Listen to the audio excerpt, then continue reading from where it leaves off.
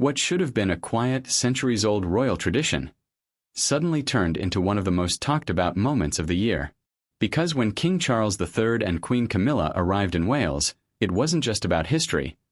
It was about what's really happening behind the scenes of the monarchy. And trust me, there's more to this story than meets the eye. It all started with a move that instantly raised eyebrows.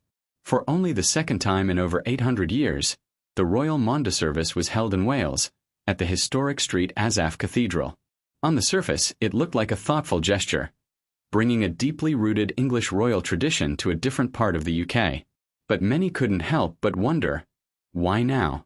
Why this location? Some believe it's part of Charles's broader effort to strengthen unity across the UK. Others aren't so convinced. And that question alone set the tone for everything that followed. Because this isn't just any ceremony. The Maundy service dates all the way back to 1210, first introduced by King John. It's tied to Maundy Thursday, marking the moment of humility when Jesus washed his disciples' feet. For centuries, British monarchs have honored this by giving money, known as alms, to ordinary people.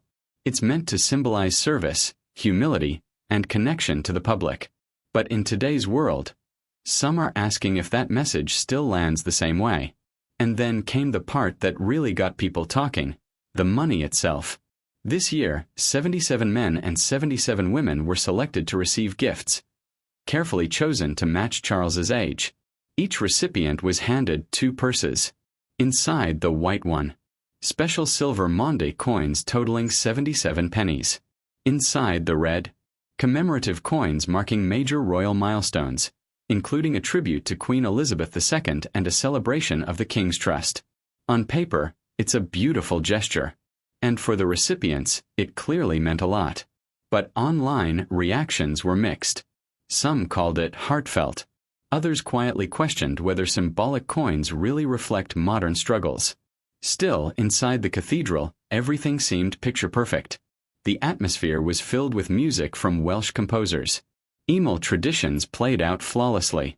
Even the historic Cross of Wales, used during Charles's coronation, made a powerful appearance. Church leaders described the moment as deeply meaningful, though behind the scenes, there were hints of pressure. Leading such an ancient ceremony in front of the world isn't easy, and even those involved admitted feeling the weight of it. But just outside those cathedral walls, the story took a very different turn. Before the king and queen even arrived, workers were seen rushing to cover graffiti that read, "Not our king." Bright red paint.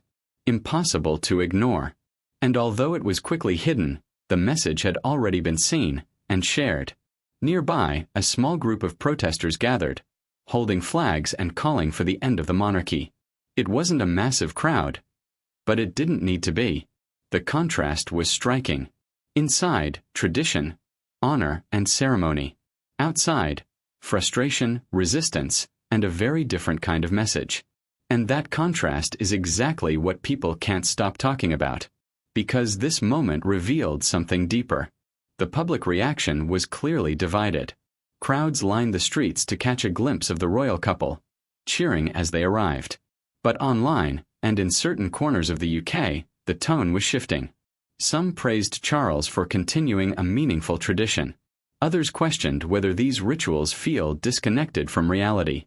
Fans are speculating that the monarchy is facing a growing challenge, staying relevant in a rapidly changing world. And that's where things get even more interesting. This event wasn't just about giving away coins. It felt like a glimpse into how King Charles III is shaping his reign. He's trying to balance 2 worlds, honoring centuries of tradition while quietly modernizing the monarchy's image. The focus on service, humility, and community is clearly intentional. But critics argue that gestures alone may not be enough. And while nothing has been officially confirmed, rumors suggest that internal discussions about the monarchy's future direction are becoming more intense. So the real question is, what does this all mean? Because when you strip away the ceremony, the music, and the symbolism, this Maundy service tells a much bigger story. It's about a royal family standing at a crossroads. One path holds tightly to tradition. The other pushes toward change. And right now, it seems like they're trying to walk both at the same time. Whether that balance can hold, is something no one knows yet. But one thing is certain.